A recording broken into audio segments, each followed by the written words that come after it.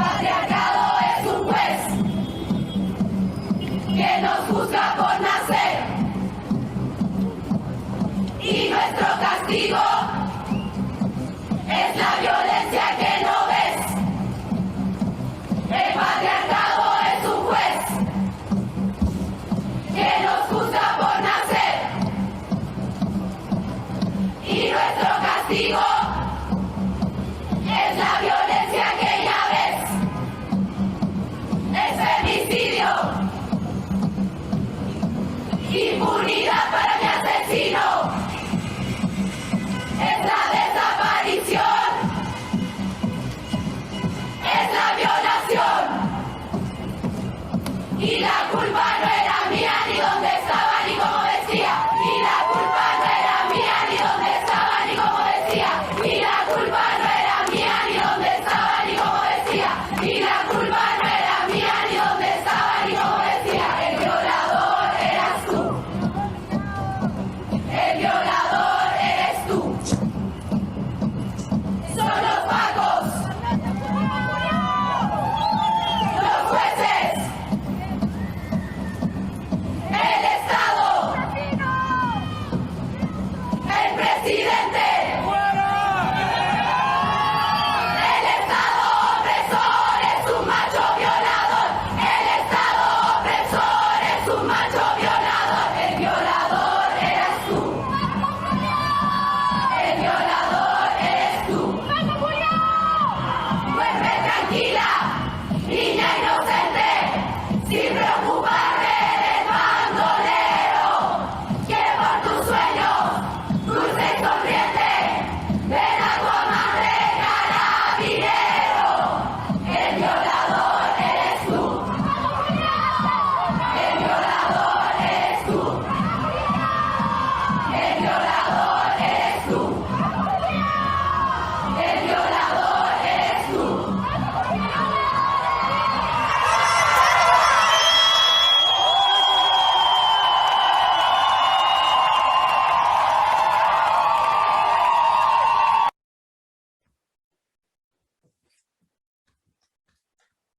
Welcome, everyone.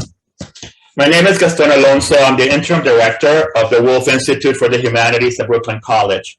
We are currently in 4 different countries, across 4 different time zones, and in 2 languages. At the bottom of your screen, you will find an icon that says interpretation. If you speak English, go to the English channel, so you'll be able to hear the program in English. Si son hispanoparlantes, vayan al botón que dice interpretación y por favor vayan y selecten el English channel at the bottom of your screen. Y por favor escogen el botón que dice español. Now that's out of the way. I want to welcome all of you. Both those of you who are online with us and those who are joining us remotely from the Women's Center on campus. Today's conversation on reproductive justice was inspired by the work of Barbara Smith, who is this year's Hess Scholar-in-Residence and who will be in person at the college this coming March. As an author and as a publisher, Smith has changed the ways that we think about what a just society looks like. As an activist inside and outside the academy, Smith has never stopped working to create a more just society. In March, Smith will be on campus for a week-long series of events. This semester, the Wolf Institute is hosting a series of conversations, just like this one, that are inspired by her. For over 4 decades, Smith has insisted that a just society entails that we listen to those whose lives are shaped by the interconnecting power of patriarchy, heterosexism, capitalism, and racial oppression. And she's also insisted that we join them in solidarity, join them in their struggles for respect, for dignity, for rights, and for empowerment. Today's panel and today's panelists represent that spirit, and I am honored that they have joined us. Now, this panel is not only a part of our Conversations Inspired by Barbara Smith series, it is also part of what will be a year-long ongoing series on reproductive justice. And I have an announcement regarding that. The next event will be Tuesday, October 18th at 12, right? This will be a panel, Roe versus Wade in Historical Context, with Professors Ganjas and Gupta from the History Department, Pat Antoniello from the Anthropology Department, and Bonnie Anderson, Professor Emerita from the History Department. So that will be the next event in this series, and that will be October 18th. I ask you to please join the Wolves Institute Instagram, Twitter, and Facebook account so we can let you know about all of our upcoming programming. Right? Now, as I said, we're in 4 different countries in different languages. We have been practicing to make sure that the technology works. It is. But if anything happens, just hold on and we will fix it. Right? We're trying our best. Now, I want to thank the Women's Center, who so generously offered to host in-person live streaming of the event. I also want to thank our 17 co-hosts on campus. Thank you so much. And with that, let me hand it over to Professor Naomi Rain of the Department of Sociology, who will moderate today's conversation. Prior to joining the faculty at Brooklyn College, she worked in the nonprofit research sector on issues of drug use and HIV, and consulted for community-based organizations and the New York State Department of Health. Her political and intellectual work addresses gender, sexuality, reproductive justice, war on drugs and terror, health and collective action from an intersectional perspective.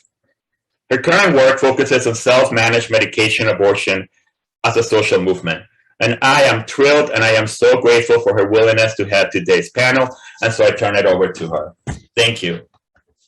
Hi, Gaston. Thank you. So I think my role is not going to be large during this event. I will briefly introduce the speakers in the order in which they will be speaking.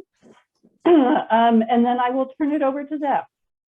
So I will be paying attention to the chat. So if you have thoughts, comments, questions, feel free to use the chat. And I will bring it into our shared space as appropriate. Excuse me. So I'm hoping to preserve some time for some shared communication at the end, for questions and conversation. So let me briefly run through our speakers for today, and then I will turn the virtual floor over to them. So our first speaker will be Ola Bukunola, who goes by Buki Williams, who is joining us currently from Uganda, I believe. Buki Williams is the Sexual and Reproductive Health and Rights Lead at Akina Mama Wa Africa, a feminist Pan-African leadership development organization headquartered in Uganda. She has worked for multiple feminist organizations in sub-Saharan Africa. Buki is a feminist who is committed to dismantling patriarchal structures that reinforce and contribute to discrimination and violence against women and girls and vulnerable persons in all of their diversities.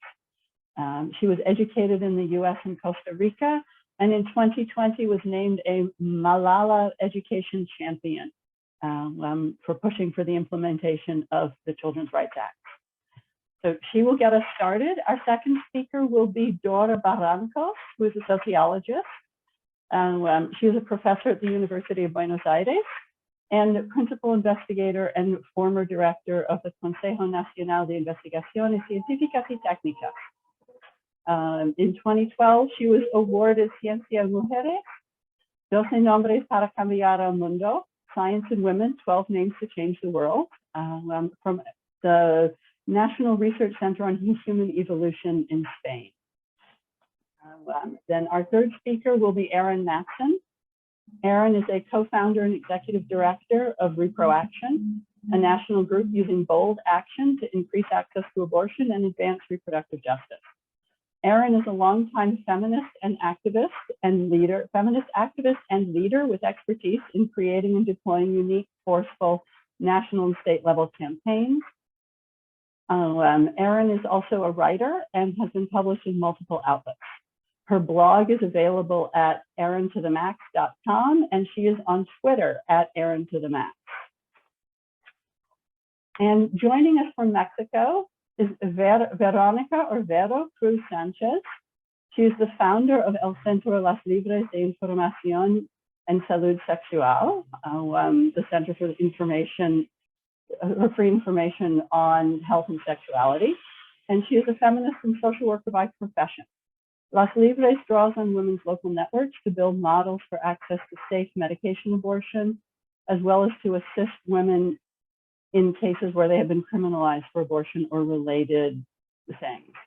Her work focuses on the social and legal decriminalization of abortion, the elimination of the stigma associated with abortion, and support for women who decide to interrupt an unwanted pregnancy so they may experience abortion as a human right.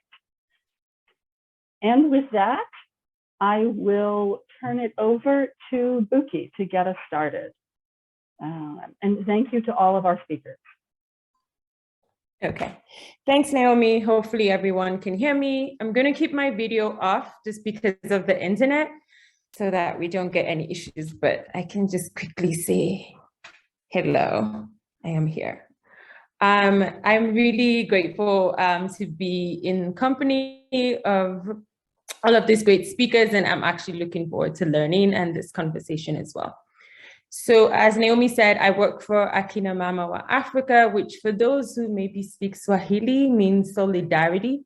And it's an organization that was founded in 1985 by African feminists who were based in the United Kingdom. And they founded the organization because they realized, for those of you who maybe were born by 1985 or were around that time, HIV was a big issue across the continent. Stories of just, economic issues was happening around that time. We were seeing structural adjustment possibly coming in to the continent. And even though most African countries by that time, with the exception of a few, had gained independence, we were just hearing stories of men who liberated the countries, but not the stories of the women who did as well, and their efforts to liberate African countries.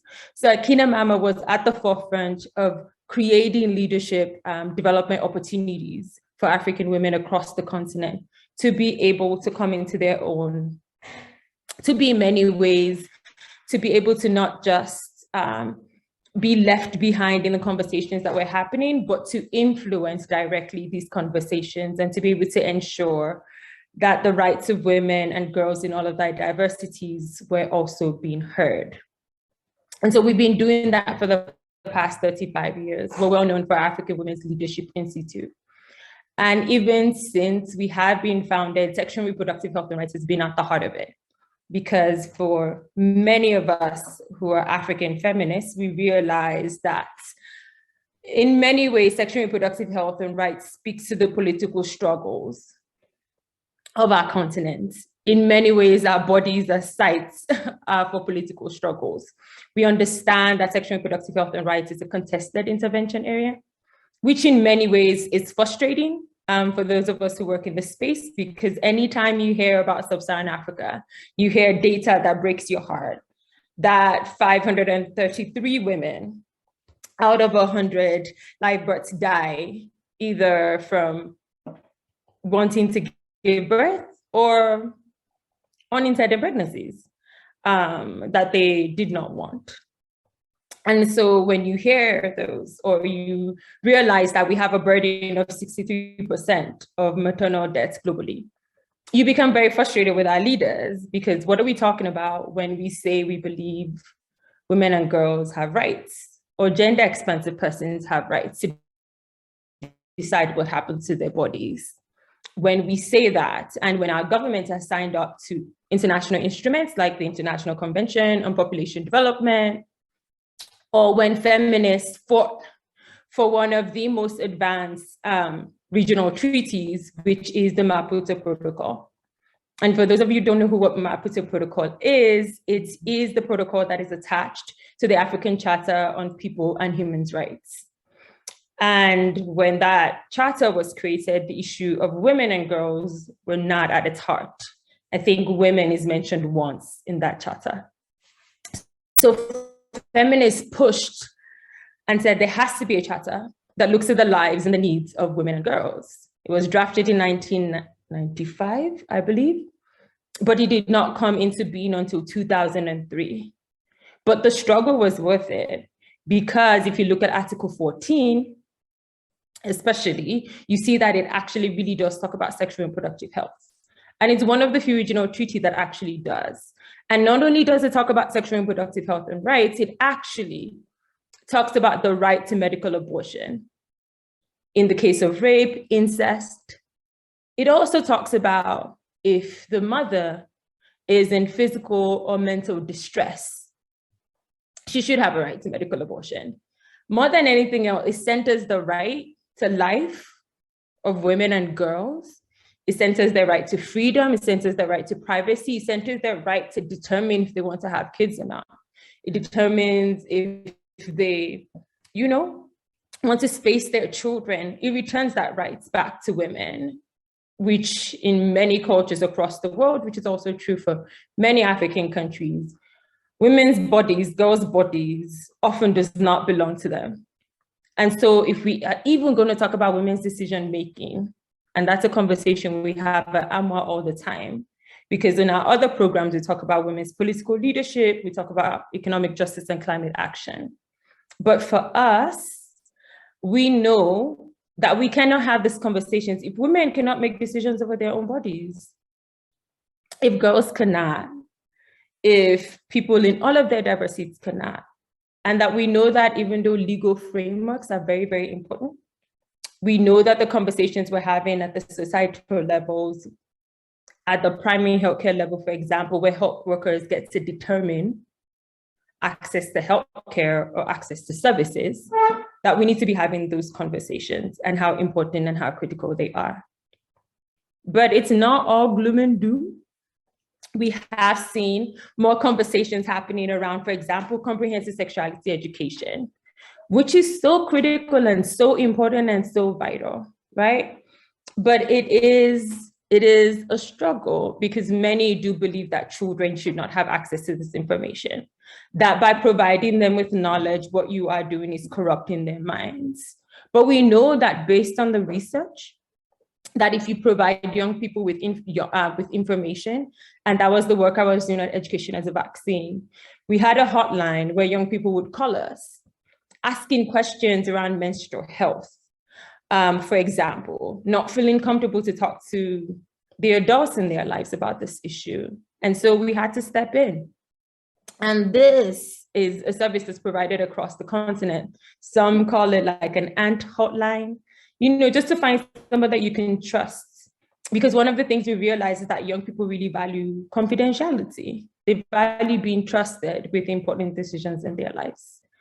And so for us, we're consistently pushing that we want to see sexuality education in the curriculum. But a lot of teachers don't feel comfortable teaching that. But more than that as well, not only should they have the knowledge, but they should be able to access it. They should be able to go to a health center to be able to get the services. And we continue to face that fight, and we continue to face that struggle consistently. So even if most of our governments have signed up to all of these international instruments, have made promises, signed up to the SDGs, right now the UN General Assembly is happening, and lots of conversations are happening around this global goals. And our presidents, ministers are there in New York telling stories about how they're advancing our rights. But we know that is not exactly what is happening, and that it's up to those of us in civil society to continue to hold them accountable to it, and that we continue to praise governments that do it. Or thinking right now of the death of the Queen and how many have been praising her. But all that reminds me, as somebody who works in the reproductive health space, is the fact that most of the laws that criminalize access to reproductive health services or criminalizes a person's sexuality are inherited laws. So when you look at, for example, our penal codes, those were some of the things colonialists left when they were leaving our countries, in which, for example, they criminalize acts that they consider against nature, or they criminalize a woman's right to be able to get an abortion. And so our struggle really is not just against what people consider to be African tradition and culture. it is also this fight to truly liberate ourselves from this colonial existence that has been forced on us in many ways, to be able to say, we do not want this. And that when we see countries like Botswana, for example, who are able to say, yes, we do not want this anymore, and able to remove those laws from the books. Those are the kind of things that we consider to be wins, or that we have seen, at least over the past 15 to 20 years, in many penal codes, that we're actually starting to realize that we can push a public health approach to a large extent, which can be frustrating for many of us in feminist spaces, but hey, we have to sometimes, fight that incremental struggle, even though it can be very frustrating. But that we can at least see people being able to access abortion in the case of rape and incest. And that's been some improvement that has happened over the past 15 years. And it was a struggle to get it up to that. Or to see that there are a few countries, especially in Southern Africa, who are willing to be able to provide abortions in the case of like economic distress, mental distress, or physical distress as well. And so that gives us the motivation to keep going. And more recently in Benin Republic, being able to see that work. And we're hoping that as we push for the domestication of the Maputo Protocol in other countries, or pushing for countries to lift their reservations on the particular Article 14.2, that we would start to see that kind of support for those health services. But I think one of the things that's also really important that we've learned within the sexual and reproductive health and rights movement on the continent is the issue of financing and health financing. Because often when we're talking about sexual and reproductive health and rights, the conversation is just on policies and laws or changing societal attitudes, but we rarely talk about money, and money is so important, especially for our countries. More recently, due to COVID, which I was having a conversation with a friend just today about how frustrated we were with COVID. Because for those of us working in the sexual and reproductive health and rights space, especially also around sexual and gender-based violence, there was so much hope. Basada en género, teníamos esperanza que con las cifras que vimos durante el COVID íbamos a ver más transformación, más cambios en las políticas de nuestros países. Porque si uno estudia, por ejemplo, Uganda, donde la... And you were reading just horror stories of many young girls who were out of school who had been raped in their hundreds, and who there were questions about if they would be able to go back to school, which had led to many African countries having to change their guidelines to be able to ensure that pregnant girls would be able to return back to school. The hope was that not only would we focus on policies and laws, but we would be willing to see a lot more investment in the health sector to be able to ensure that these girls get services. But instead, we're seeing conversations by our governments happening with the International Monetary Fund or with the World Bank, in which we're still talking about austerity measures. So it's fine if we have policies, it's fine if we're pushing a really strong SRHR agenda, but if our governments do not have money behind that, hey, then we are left in many ways holding the bag and celebrating very hollow wins. And so for us, it's quite important for us to have these conversations and maybe even building and supporting and shoring up a global movement to challenge these institutions, not only at the national level, but at the global level as well, in which many ways we feel like as citizens we're being held hostage. For a country like Zambia, which just had a fantastic transition, and which people are really excited about this presidency, is signing an IMF deal that in many ways is going to bring about austerity measures. And we know that as much as they pay lip service to the fact that social services are important, but you still have to service your debts and you still have to put in austerity measures. And we know what that means. It's that public goods are going to get cut. That's what happens every time. So even though we say our governments believe in universal health coverage and sexual and reproductive health and rights needs to be at the heart of it, even though they didn't make it essential during the pandemic, here we still are fighting the battle on many fronts. But I think at the end of the day, it's realizing all these connections and interlinkages and having these very important conversations, holding our governments to account, and more importantly, being conscious of the fact that countries like the United States and across Europe are shipping a lot of money because Africa has become the new frontier for their religious fundamentalism. So what we're seeing is a lot of money coming into our countries to be able to push agendas that are anti-gender equality, that are anti-sexual and reproductive health and rights, that are anti-LGBTQI. So for example, from the country that I'm from, which is Nigeria, pushing an anti-same-sex marriage act, which sentences, same-sex marriage, or if they catch you in the act, to 14 years in prison. And that has also happened in Uganda, and we're seeing that they're trying to ship it from country to country. They're not even changing their tactic. It's so disrespectful. They're not even scared of us, Or we're seeing the fact that as soon as they hear that, a country wants to pass comprehensive sexuality education curriculum, which, for example, more recently, there's something called the Eastern Southern African Ministerial Commitments to comprehensive sexuality education. And they have spent so much money to make sure East African countries do not sign on, even though South African countries had signed up for it. And they keep releasing this very faulty, scary research that scares parents, sending out WhatsApp messages telling them about how their children are being recruited into lesbianism and into becoming a gay.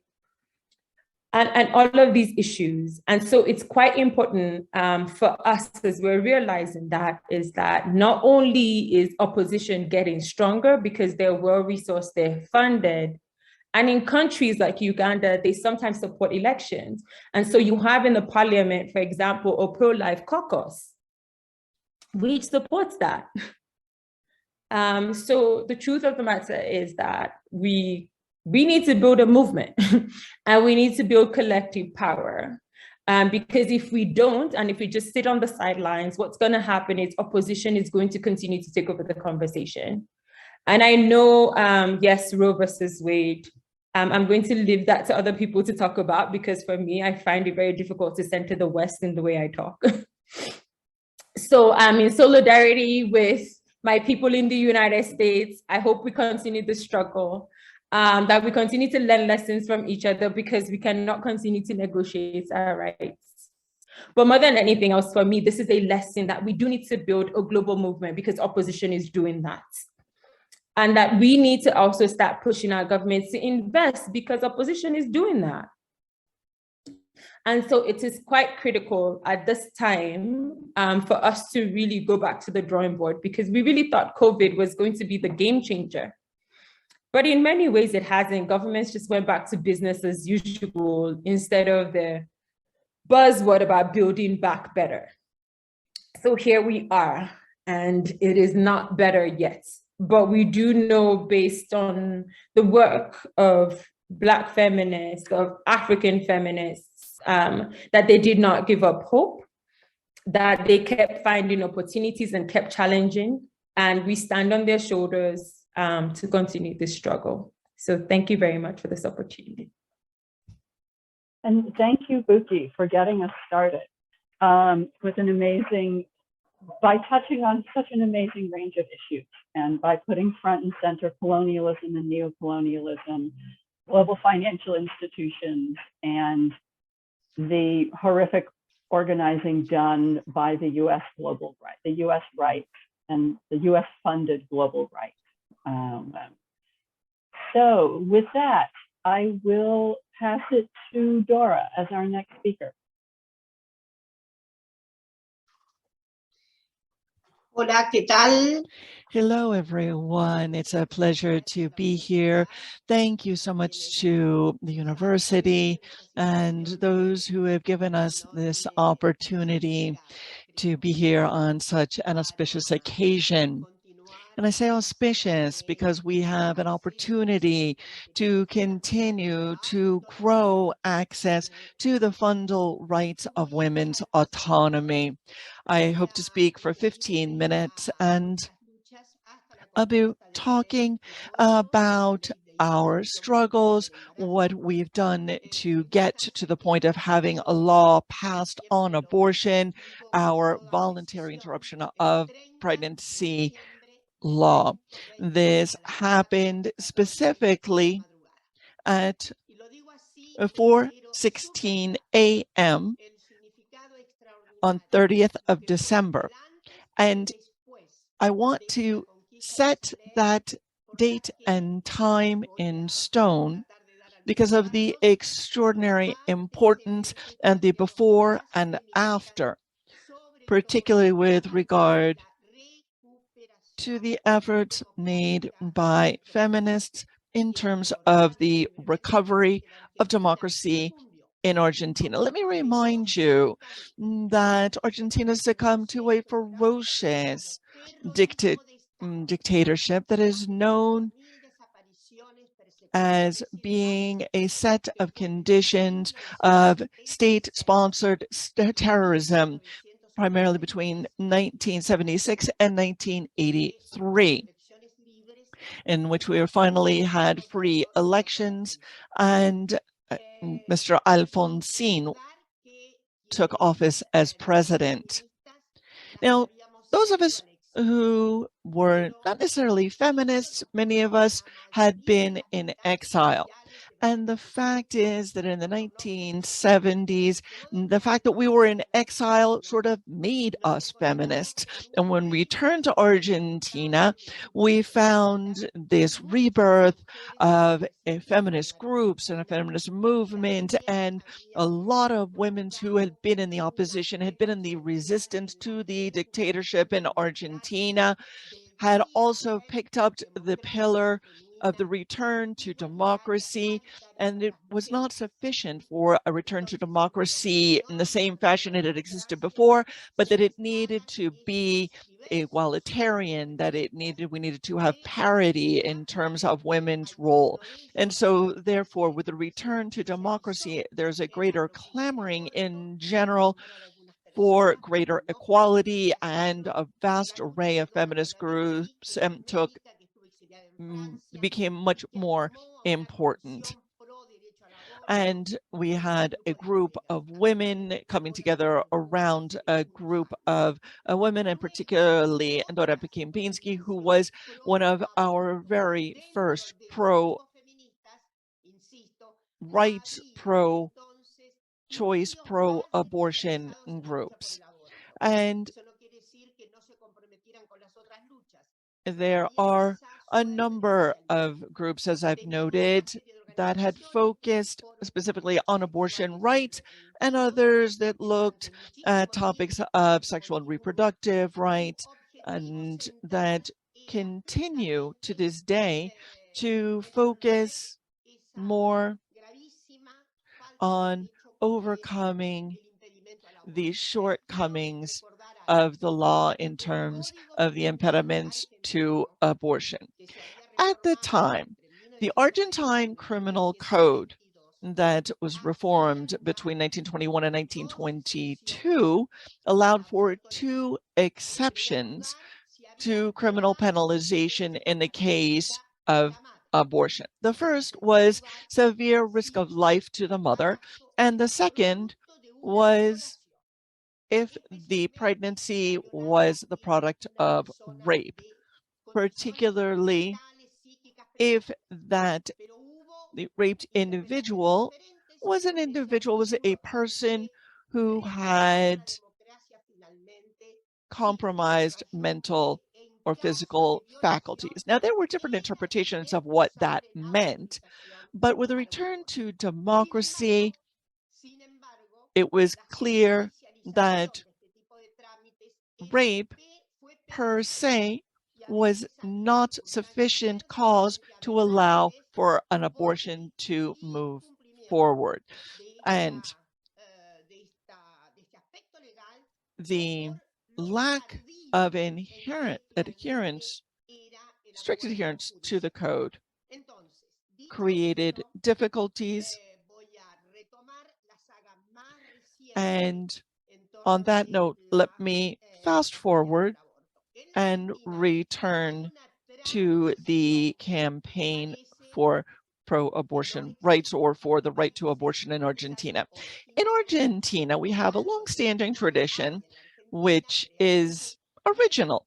It's unique and something that's absolutely ours. And these are the national encounters or national gatherings of women. This is, again, a tradition. These are huge assemblies that have grown year by year and that brings together all sorts of women, not just feminists, all sorts of women from all walks of life. And since we've had a number of them since the return to democracy, and while there's been certain discrepancies about these national encounters, end up being called plurinational or LGBTIQ meetings and so forth. But the fact of the day is that this October, we will be having another gathering of women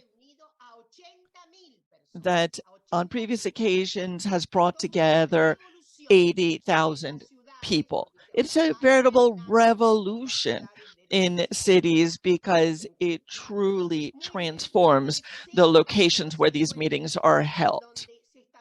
And so it's through these gatherings, these encounters, where workshops on the topic of abortion were created. And in 2004, we realized that we needed something better organized, more organic, a campaign that would be sustained over time. This then led in 2005 to a national campaign for safe, free, legal abortion. That was its name. And that campaign's ability to bring together over 700 women's group was of the utmost importance. Yo creo que es muy ejemplar, porque la campaña primero ligó todas las voluntades. En segundo lugar, hizo un enorme esfuerzo de cabildeo. Había It had a huge ability to lobby. We had a group of specialists within the campaign called the Strategic Group for working with representatives in Congress, basically our lobby group. And this was decisive in terms of the effectiveness of the organizations that made up the campaign. And the one that was perhaps most decisive in this group was known as Catholics for the Right to Choice. Now, again, fast forward to 2018. Of course, this campaign, starting in 2005, had proposed bills and sought to introduce them into Congress to legalize abortion. But year by year, they were ignored in Congress until, in a rather unique set of circumstances that I won't delve into today, the administration of President Macri, who clearly was a president who did not favor abortion, as the vast majority of the governmental figures in power at the time were, again, somewhat unusually decided that the discussion should be brought to the table in Congress. And the repercussions of the introduction of the possibility of discussing this bill in Congress was huge. And those of us who were in favor of the change in the legislation mobilized quickly, strategically, and almost 1,000 of us spoke in the public hearings and the different gatherings in Congress, half of us supporting the right to abortion, the other half what we call anti-rights. But at the end of the day, The vote started in June. And again, it was an extraordinary set of circumstances that happened in Argentina, because within the heated debate over abortion, we learned about the unique set of circumstances of young people, an extraordinary mobilization of boys and girls who moved forward and marched in favor of abortion rights. And honestly, for those of us, the older feminists, it was just amazing to see all of these boys and girls with these green bandanas, which became the symbol of the campaign, on the streets. And I was deeply, deeply moved by seeing adolescents, girls under the age of 20, out there marching on the street, making demands, particularly those who came from Catholic colleges and other schools and high schools. And so we saw millions of people taking to the streets, particularly in the month of June, when this draft, when this bill was brought to a vote. And we managed to squeak it by in the lower house. Then in August, the bill was brought to the floor in the Senate, and unfortunately, we lost momentum then. Now, obviously, we understood that we had lost a battle, but certainly not the war. And what we had won in the process was a huge number of supporters and a tremendous level of agreement, particularly among the youngest people in our country, of the need to move forward in this regard. And then again, in 2019, during the electoral campaign, I actually ran for Senate at the time. We saw that this was included on the agenda of the political alliance called Frente para Todos, with the idea of bringing the bill on abortion to the executive power. And again, this is in the midst of the pandemic. What happened was amazing. Again, you can imagine the set of adverse circumstances of all ilks, including certain individuals who said, no, in the middle of the pandemic, we can't deal with this now. People during the pandemic, politicians all said, no, not now, not now. This is really interesting, but not now. And we heard that time and time again. And I'm sure that feminists all over the world heard the same argument. That's really interesting, but not now. But honestly, if you can imagine what this means for all of us. But let me just wrap up by saying what happened was amazing. It was just, again, a unique set of circumstances, a set of groups of people and government that came together. There was a creation of the Ministry of Women and Diversity. I became an advisor to the president on these topics. And on that note, I'd like to render homage to my two colleagues, in addition to obviously acknowledging their work on that fabulous campaign, that unique, strong, solid campaign. I mean, obviously, there were points of tension. This will happen when you have 700 groups coming together. But I think that the strategy of winning that battle really helped us to overcome all of the points of disagreement we might have. Now, I'd like to recognize Elizabeth Gomez Acorta and the technical legal secretary of the presidency, Vilma Ibarra, with whom we created this triumvirate, so to speak, this group of three that enabled us to move forward and have the sponsorship of the executive for the bill. And thanks to that, again, on this note, I will conclude. I think I've run over my time, But let me just say that our perception is that, you know, there are, I'm not exactly sure what's happening in some states in Mexico. I'm not up to date on them because they're very recent, but I have the feeling that despite all of the limitations of our law, it is the best written, technically the best law that we have in the region.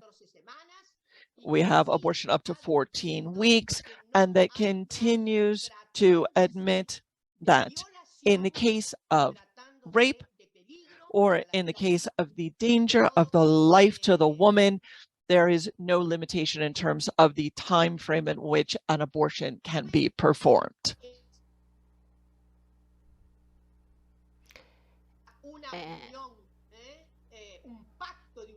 A pact of unions of all these feminist groups, a strategic job to convince legislatures,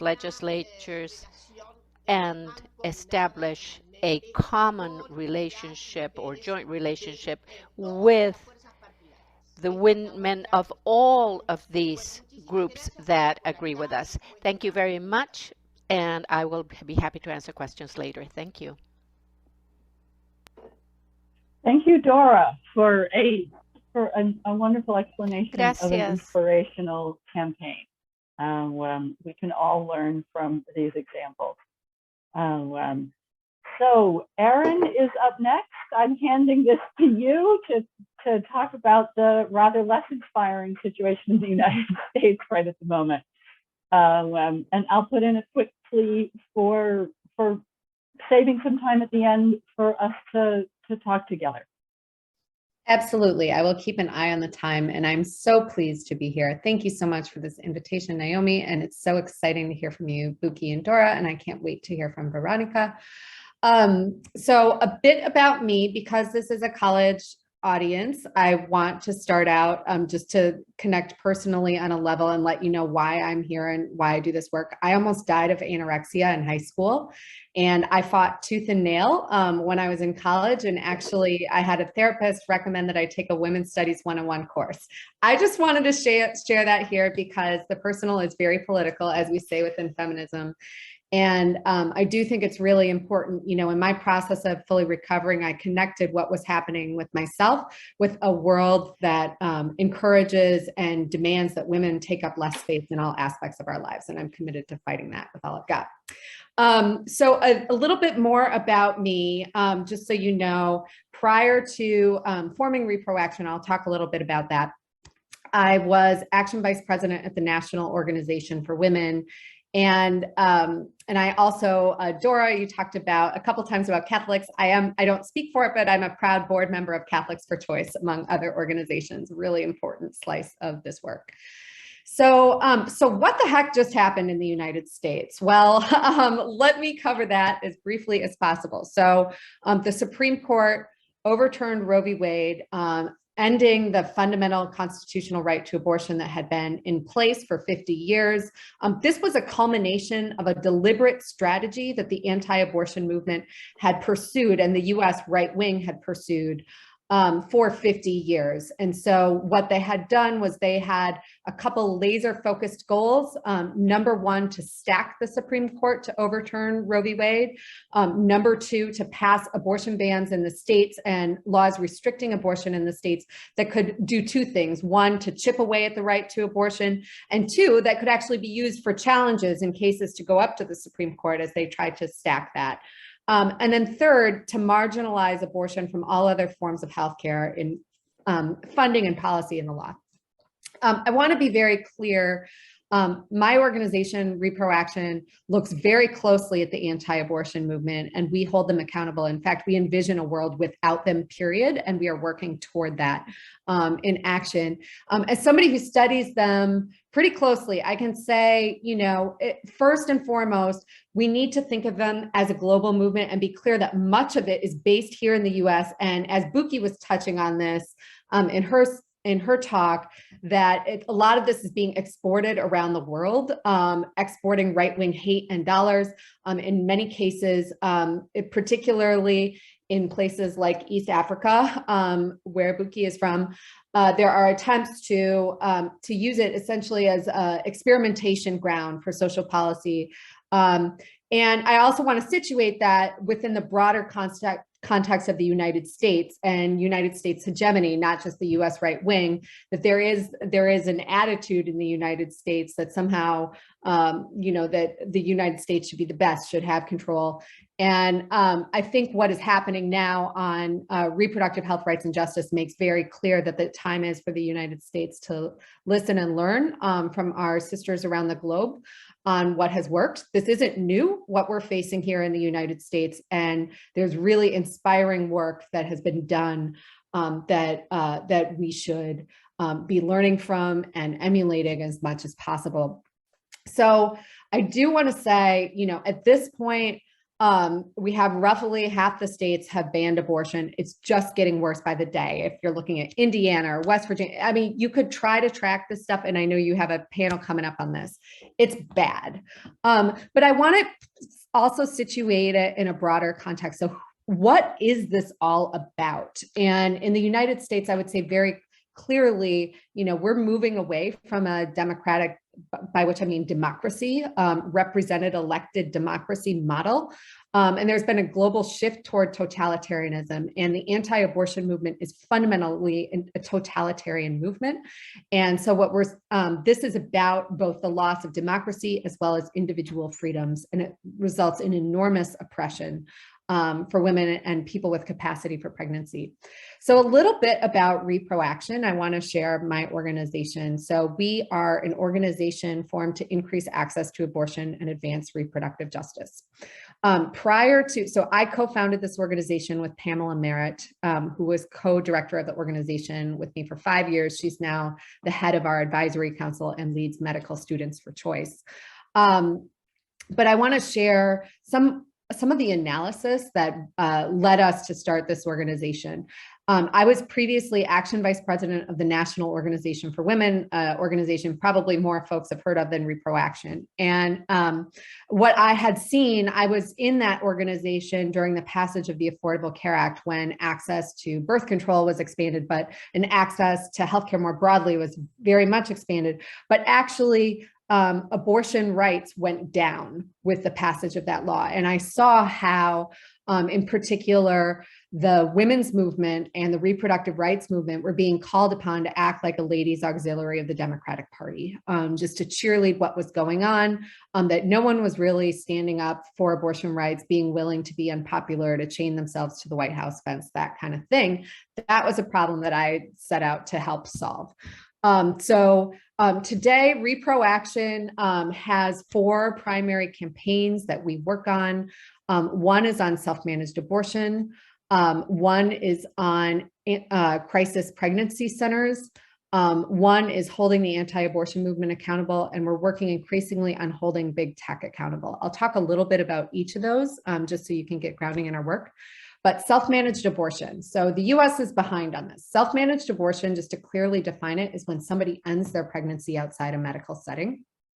And self-managed abortion with pills, we know from our sisters all over the globe, it's safe and effective. The World Health Organization has a protocol. It is recommended. I also want to be clear, while the laws are oppressive, it's not merely a method of last resort when our governments are failing us. It is a legitimate choice, and there's a lot of radical implications about removing gatekeepers and access to our autonomy that extend far beyond abortion. And so there are a number of issues that we work on. We do trainings of activists, getting them up to the speed on the World Health Organization protocol. We do activism where we go after members of Congress and others who would criminalize self-managed abortion and reproductive health in general, which is an enormous problem in the United States. From there, I'm trying to keep it real brief because I'm more interested in the conversation among us.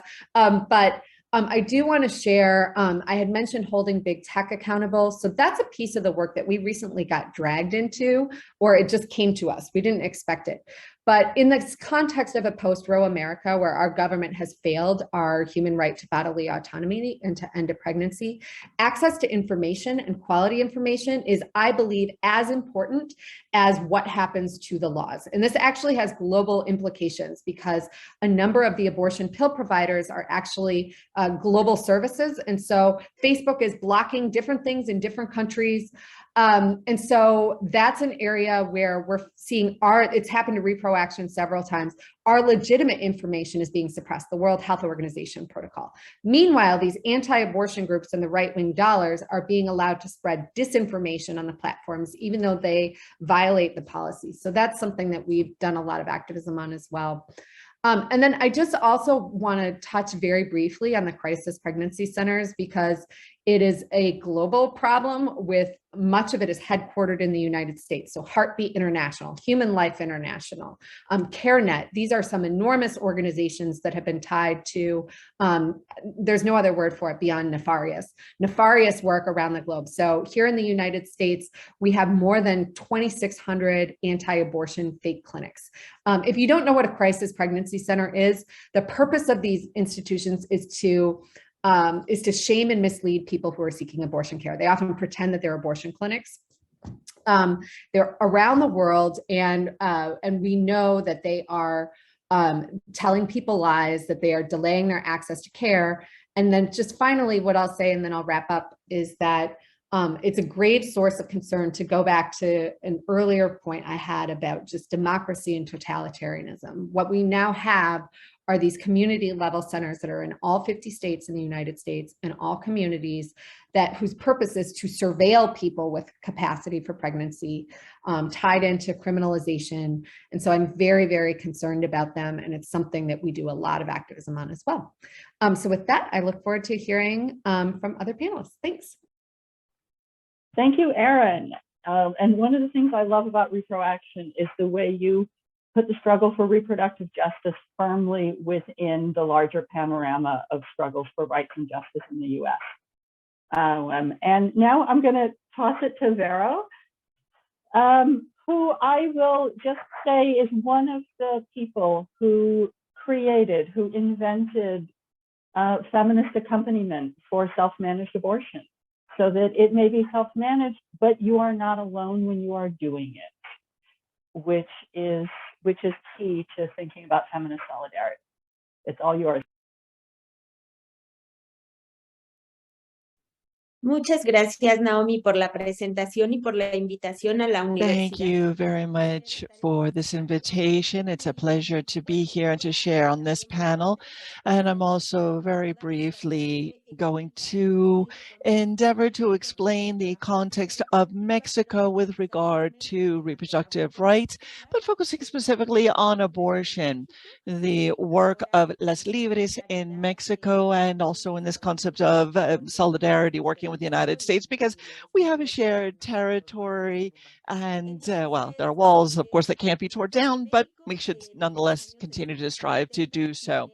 So Mexico, since the 1960s or 70s, we had abortion based on certain justifications, up to 7.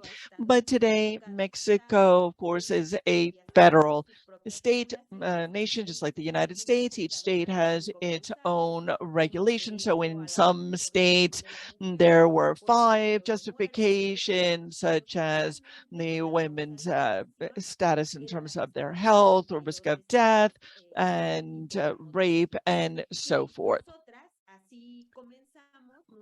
But that's where we started. That was our baseline. 22 years ago, the state of Guanajuato, which is in the middle of the country, was the state with the greatest level of restrictions, where abortion was only legal in case of rape. Now, that was the letter of the law, but in practice, women and girls did not have access to these services. There were always obstacles posed to exercising that right.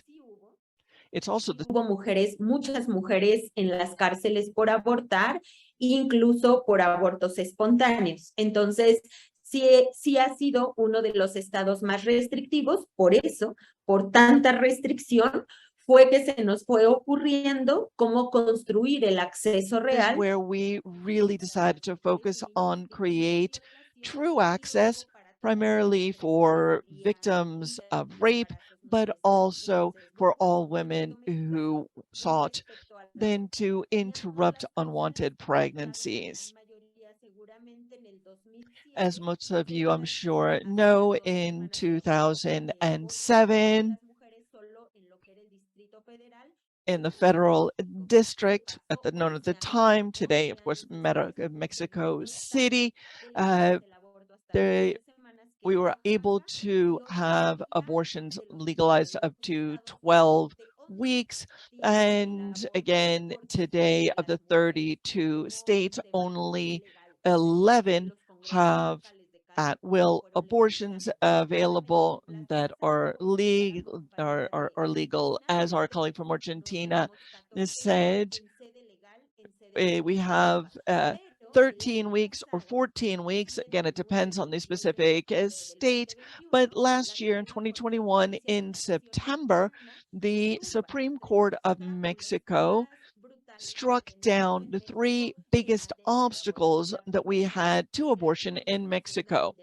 First, they declared unconstitutional the crime of abortion throughout the country, and there's no time frame associated with it.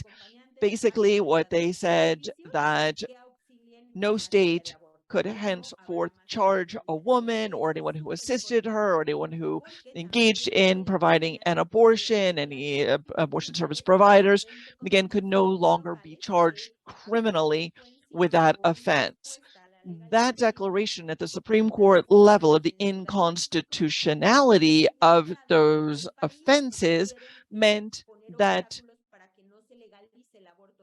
in the 20 states who sought to continue to impede legal access to abortion were no longer able to continue to enforce those options. So again, the efforts of the Catholic Church, political parties, and the business community, especially the rich who sought to keep abortion from becoming legalized, again, that was struck down in 2007 with this Supreme Court ruling.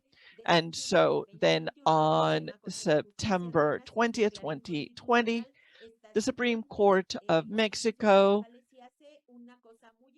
banned or struck down all of these laws, declaring them unconstitutional. And of course, this is sort of the opposite of what's happened recently with Roe v. Wade. But again, none of the constitutional courts in the world have gone as far as the Mexican one that says that the baby is subject to rights, but is not a right holder in and of itself. And so this is a unique ruling. And again, it's not the national legislature who can decide when life starts. Again, this is an issue that is being hotly debated across the globe, but in Mexico, the Supreme Court has made a very clear ruling that the legislature cannot decide when life starts, fundamentally. The other thing is that the Supreme Court, the other thing that the Supreme Court did was to put limitations on objections that a person might pose because of their own beliefs. And basically what the court said was, look, this is the baseline for abortion, and this is the limitation. Also, they set a ceiling, which is you can no longer penalize it or criminalize abortion. And obviously that meant there's a lot of wiggle room in the rest in between in terms of getting universal access to abortion services, where this is certainly a challenge, and there are divisions within the own movement. There are some who say, okay, we need to go back to working at the situation that we had in 2007, fighting these 12-week limitations, and other parts say, no, we need to be focusing on something else, that these obstacles have been removed. But again, among feminists, we're always going to debate, we're always going to argue, we're never going to agree on everything, and that is the struggle that we're confronting today in Mexico. So that's just a broad brushstroke overview of what's happening in Mexico. Again, we have the Constitutional Court in Mexico, which followed the Supreme Court rulings in terms of the rights of a Mexican woman's right to interrupt their pregnancy legally. So again, the Constitutional Court has also ruled and supported the Supreme Court rulings that women are entitled to interrupt these pregnancies. And so therefore the work today is to ensure that all Mexican women know that abortion is no longer a crime, and that healthcare institutions are obligated to ensure a right to access to abortion. Again, there are a number of efforts still underway. Las Libres has been working hard for 22 years, and we know that there's still much work to be done. And so we've been able to mobilize, we've been highly successful in striking down these abortion laws that led to the incarceration of women for up to 8 years for having an abortion. And as I noted previously, in some cases, even from suffering a miscarriage. But we understand that in keeping with the WHO regulations, there are efforts that we still need to make to ensure that self-managed abortions are possible in Mexico, and of course continue to provide support to women across the country. There is a network of support, these redes de acompañamiento as we call them, and as they call them in Argentina, to ensure safe abortion at home with specialists. Again, these networks are present throughout the country, because it's not just a question of solving abortion at the individual level, it's also a question of policy and politics, and it has to do with a full exercise of an individual's right, whether that is a person who is getting the abortion or the rights to support that woman of those of us who are there to support and protect. It's not so much an individual question, but a collective question, and it has to be supported by society in a broader sense. Today in Mexico, any woman can truly decide today if they want to go to a public hospital, a private hospital, if they want self-managed care abortion at home. That's what we're doing today, making sure that women have access to safe, free, legal abortion. Now, a week before the Supreme Court struck down the laws banning abortion, we saw the heartbeat law be passed in Texas. And we said, look, we share a border with the United States. We have tremendous experience to share in striking down these laws. And obviously this incredibly restrictive law in Texas is certainly similar to the one that we had in Guanajuato 22 years ago. So we're happy to share our experience. And to do that, in January, we decided to create a cross-border support network, working with women in Texas, creating confidential networks of solidarity. And at that point, we began to see a lot of women coming in from other states. We didn't really understand why, but eventually understood that the overturning of R.V. Wade was imminent, and we saw that there was a keen interest in having these contacts. Again, in 2022, we were in January, we were seeing 10 requests for abortion, for safe abortion in Texas and other states. And then we've seen a huge jump that went from 10 to 100 calls of people calling from the United States asking about how they can have access to self-managed safe abortion as a result of the overturning of Roe versus Wade.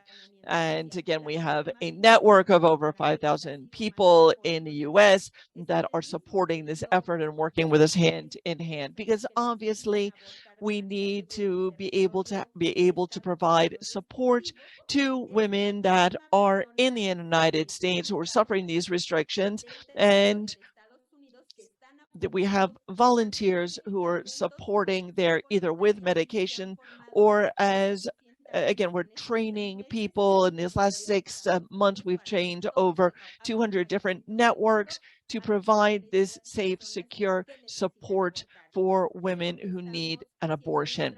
I think we're doing important work, interesting work, historic work, because obviously for Mexico, we've always looked to the United States as being the leader in this. All of us here in Latin America wanted to have our own Roe versus Wade, to have it enshrined as constitutional law.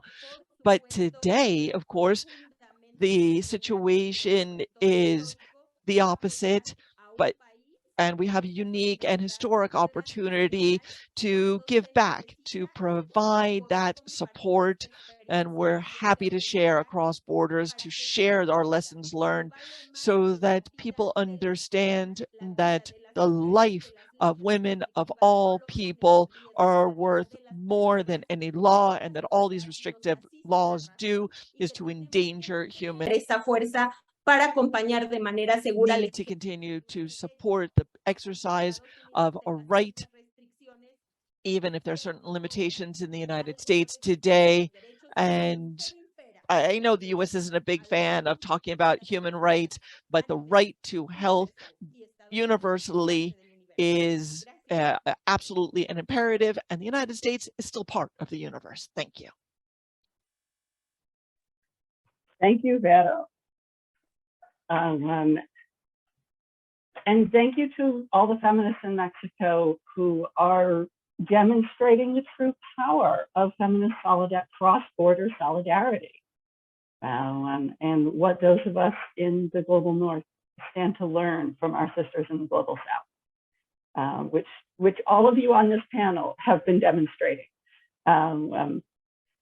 So I would like to open our virtual floor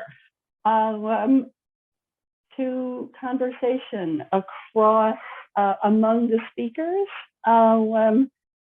Each of you has centered in your own way what we can learn from each other, and how our worlds are profoundly and fundamentally interconnected, one to the other.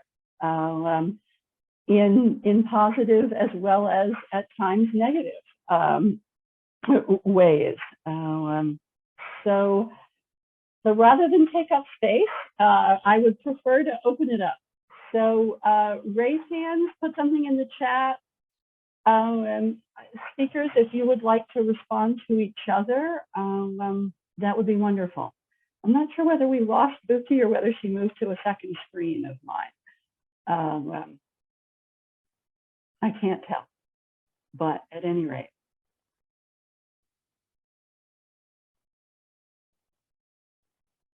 There are so many faculty on this panel, there are so many faculty on this Zoom.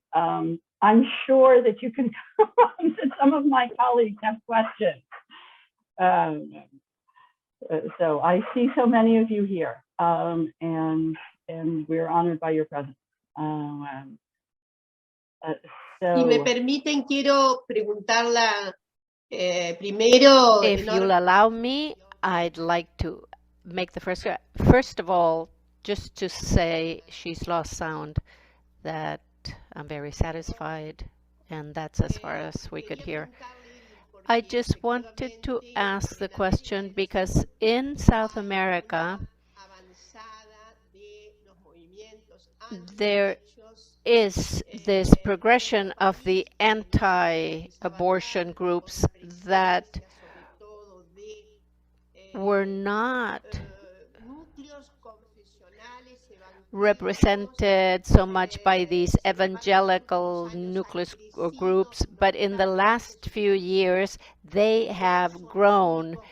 They are not the only providers of these anti-rights or anti-right action, sometimes very aggressive action against the rights. But we do have proof, or we know there is much money coming from outside the country to fund these groups, these anti-abortion groups. So it would be very important for us to continue and have more up-to-date information about how much this money is, where it's coming from, etc. I think that your organization, Erin, that is dedicated right now to observe and follow and sort of make a diagnosis of who these groups are, these anti-right groups. So it would be very important for you to share this with all regions, what you know about them.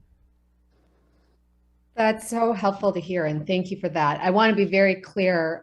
This is something, as most of the world goes to liberalizing its abortion laws, as the United States goes in the other direction, one thing that we can say with confidence from here in the United States is that these people will never give up. And so we can't take it for granted gains. I want to just share, I really appreciate the point about global sharing of information on this. If it's helpful, I want to share how we think about the anti-abortion movement, because we're actually watching them very closely, a number of both individuals, organizations, publications, activities. So 8 primary sectors that we see of them. One would be the political side of it. 2 would be the legal side of it. So the folks who are, bringing the court cases. 3 would be the activist side of it. And those are people who are often doing really horrible things. They call it activism.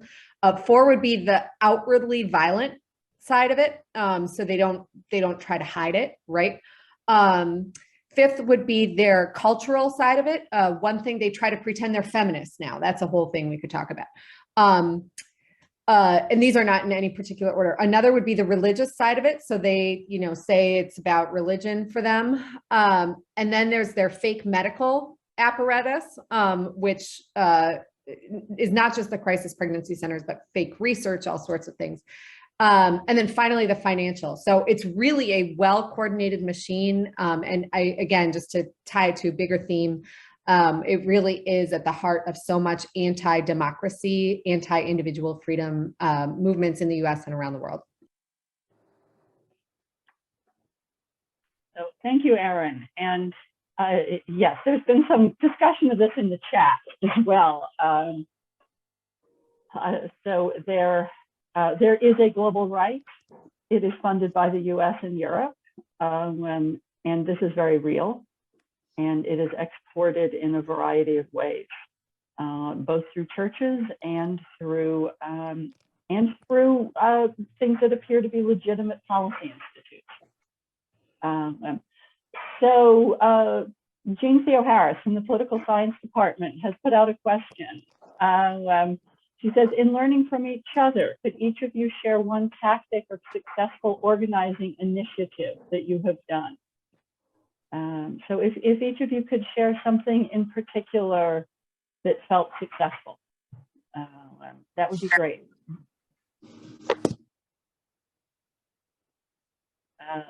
And Buki, if you are having sound issues, perhaps you could put something in the chat, and I can read it. Can you hear me? Yes, we can hear. So is there something you would like to share?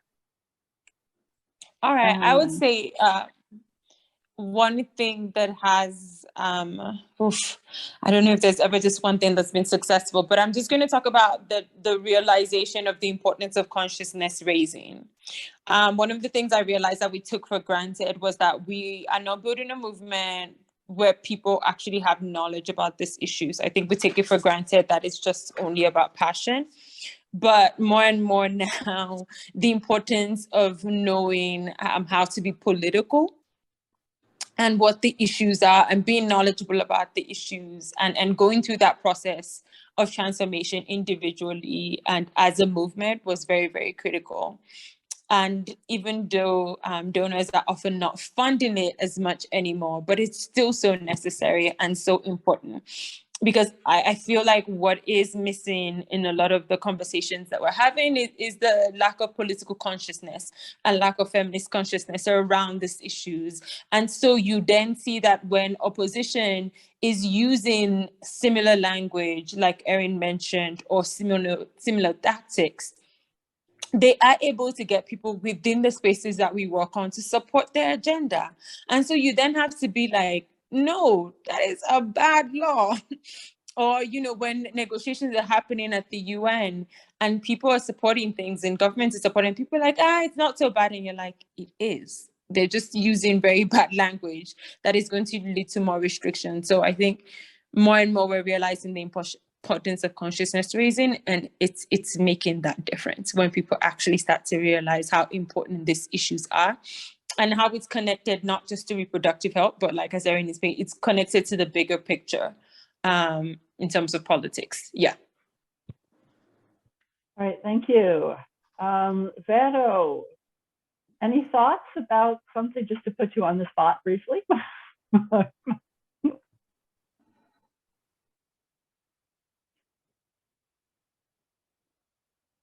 Yo con respecto al aborto, creo... Regarding abortion, I think that fighting for abortion as a collective right for women, not for an individual service that each woman requires. And this brings us to a very serious debate on regulation. When feminists march, we says we don't want the state or the government in our bodies, and then we tell the government, please legislate. So I think there's a bit of a contradiction within our movement there. So I think in a broader sense, for the population, for us here in Mexico at least, what was helpful was not just to legalize abortion,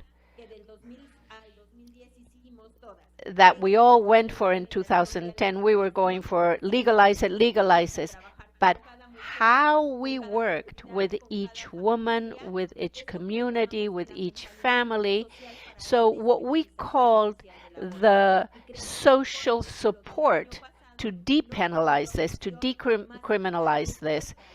And so the governments had to answer to these demands from women, children. But I think there's a great debate all over the world about regulation from government regarding abortion. Yes, and I have found in my own work in Latin America, and one of the things I've been very impressed by is the use of the phrase and the power of the phrase despenalización social, or social decriminalization, which I find much stronger and more powerful than anti-stigma, which is how it sometimes gets translated. But I find the Spanish language to be much more powerful. So Dora or Erin, would you like to jump in? I want to give Bernadita a chance to ask her question, but but Dora or Erin, would you like to jump in with something? Erin says she's happy to pass. Dora, something that has been particularly successful as a tactic or strategy. Yo creo que está supuesta una... I think that a fundamental strategy is assumed here. A great degree of this decriminalization of abortion. I totally agree that this has to be within our country. A part of public health. Public health. It's a public health problem. Many feminists debated things, but we were not interrupting or disrupting. It's a social problem that has to do with human rights. It was a fundamental human right, we thought. And that's why I agreed that decriminalization is a social thing. Public health only speaks about one woman's health or speaks to one person's health. Of course, with the added problem of maternal mortality, which is high in abortions, but I use that. But this is not my point of view. My point of view is the undoubtable right to decide on your body, about your body. And I think that in Argentina, it has been basic, fundamental. These groups of women's, because these are meetings of groups from the popular, it's not just academicians getting together. I have sometimes refused to go to those academic groups because it thinks that my voice deforms the debate in some ways. It's an academic voice. It's because even if I agree with all this, I have another way of looking at the problem and perhaps expressing it. I think that this has been fundamental. There has been a pot that's been growing of developing within this popular group in neighborhoods of women, these groups of women. Of course, in Argentina, we also have a very vigorous movement also within or as a consequence of communicator feminists. We have this group called Not One Less, Ni Una Menos. And Not One Less is a movement that goes out in the streets. And every year they mobilize on June 3rd. Now, I think that that has been basic. It has been very important. And finally, once you go to propose these issues to the legislators, then we must create a series of tactics that go across different political groups, and that these groups then will support our fight, our struggle. And I think that all of that put together, gave us good results. And of course, a change from the viewpoint, what has happened since December 10th of 2019, of these progressive groups within government.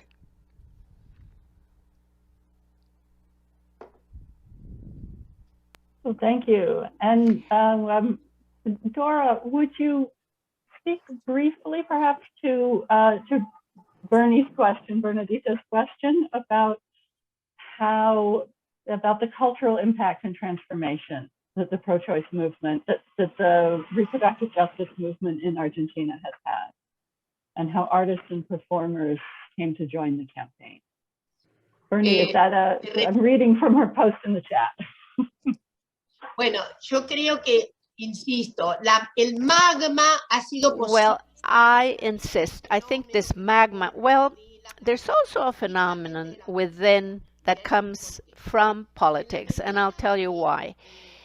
Within, or for as long as there are progressive political groups that have fostered these struggles of women's rights, then you know that the formula that the militants use is the support of the present government, and that this is a democratic, popular movement, national, popular, democratic, and feminist, is what they say. So there is evidence, and we have verified this, that there is a slow progress of these different feminisms, so to speak, but it has a lot to do with the different politics of each group. For example, within there's a lot of women militants that are feminists, and they are feminists. It's a difficult, I will add something else to this. Argentina has legislation in place that is unique. Unique, I think, in terms of really worldwide. And that is that Argentina has a law called the Micaela law. And this requires every branch of government, all government institutions, that is the judiciary, the executive, the legislature, nationwide, independent of the state, to use a gender perspective in all policies and rulings. Now, this is unique. I was actually called upon to train the president in the gender perspective, obviously in keeping with a minister. But obviously, this is tremendously helpful in these political contexts, because our colleagues have said it, the atmosphere, this attitude of the right and the extreme right are being facilitated by political and policy formulations, not just ideologies, but it's actual veritable political parties that are behind this. Now, obviously, this is tremendously troublesome. In the past, yeah, we had conservative parties, we had reactionary individuals, but today we have conservative political parties that have decided on a policy approach that is in violation or to work against diverse gender or sex identities and women's rights. And that is, at least in Argentina, a violation of the law, of this law, Micaela. Micaela was a young girl. She was 20 years old. She was murdered by her partner in case of feminicide, and the law was named after her. But there is definitely a cultural paradigm shift, and that's indubitable. I mean, the reactionary forces are making progress. That's absolutely true. But these other areas have also made progress. The so-called popular feminism and this climate of an era that is just so very different. And it's very difficult even for the media to engage in politically incorrect behavior. I'm not saying they can't or that they don't, but there's this culture out there, it's in the air with regard to supporting and defending these rights.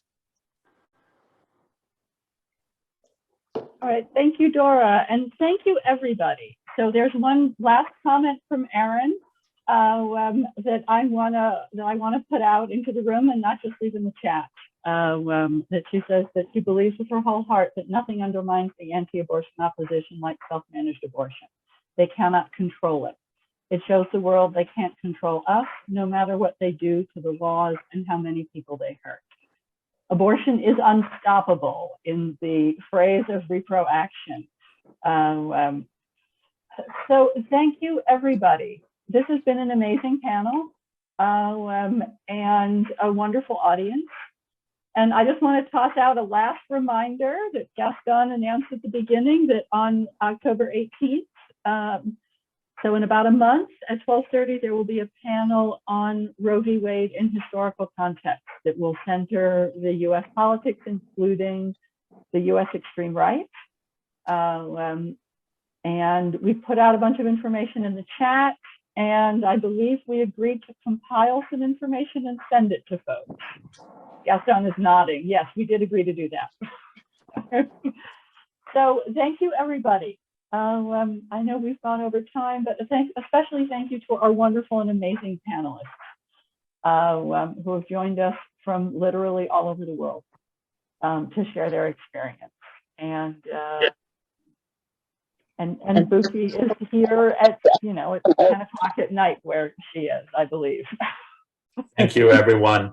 Thank you so much, Naomi, for leading the panel. Thank you so much for all the expertise, the knowledge, and the inspiration that all the panelists shared with us. It's been an amazing, wonderful, and informative time. So thank you all so much.